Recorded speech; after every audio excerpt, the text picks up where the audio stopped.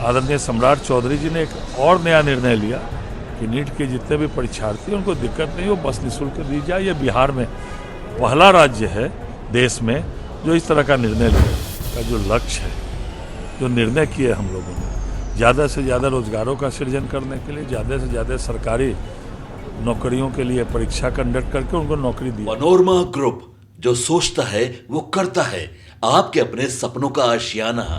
सरकार का फोकस युवाओं और शिक्षा पर है, ये कहना है बीजेपी के प्रदेश अध्यक्ष संजय सरावगी का।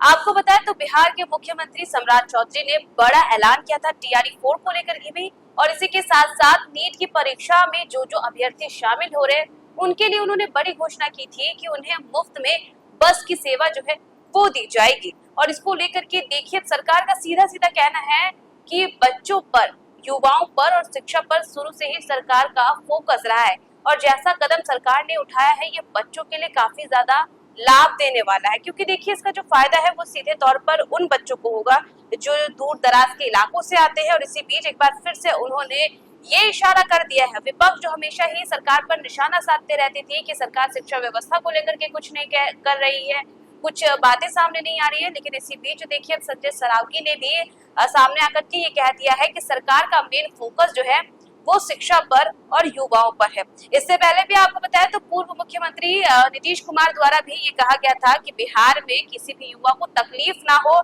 चाहे वो रोजगार से रिलेटेड हो या फिर शिक्षा से रिलेटेड हो, उन्हें जो है पूरा सहयोग सरकार देगी, और कुछ ऐसा ही बिहार में देखने को मिल रहा है।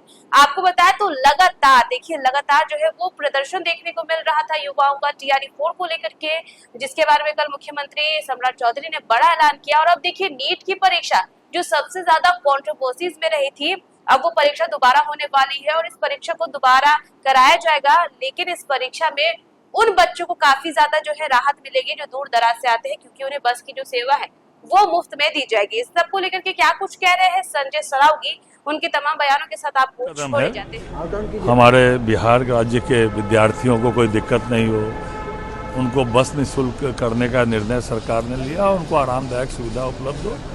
पूर्व में भी हम लोगों ने जो BPSC के प्रीलिमिनरी टेस्ट पास करते हो या UPSC के एग्जाम की परीक्षा के जो प्रीलिमिनरी पास करते थे, उनको मुख्य परीक्षा में की तैयारी हेतु बड़ी राशि सरकार पहले से दे रही है। कि आगे बढ़कर आदरणीय सम्राट चौधरी जी ने एक और नया निर्णय लिया कि नीट के जितने भी परीक्षार्थी उनको दिक्कत नहीं हो, बस निःशुल्क दी जाए। ये बिहार में पहला राज्य है देश में जो इस तरह का निर्णय लिया है। बहुत बहुत शुभकामनाएं सभी विद्यार्थियों को भी और माननीय प्रधानमंत्री जी को भी बहुत बहुत धन्यवाद कि छात्र के हित में उन्होंने ये निर्णय लिया है।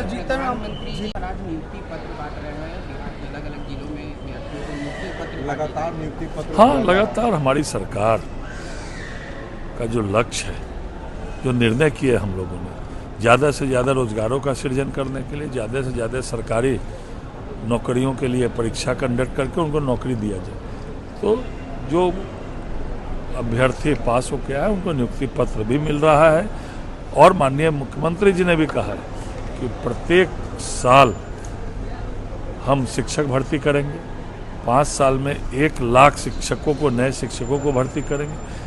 तो आज बिहार धीरे धीरे रोजगार साधन का एक सृजन का एक बड़ा राज्य बन रहा है। अपने पैरों पर महिलाएं खड़ी हो, उसके लिए महिलाओं को भी सशक्त किया जा रहा है। सर जीतन राम मांझी के एक कार्यक्रम में जीतन राम मांझी के ऊपर हमला किया गया है, सर क्या कहेंगे? कार्रवाई होगी। कानून तोड़ने का अधिकार किसी को नहीं है। आम जनता के लिए कानून कोई तोड़े या माननीय मंत्री के लिए तोड़े, सरकार देख रही है, निर्देश दिया गया, प्रशासन देख रहा है, उसको कड़ी से कड़ी कार्रवाई की। सर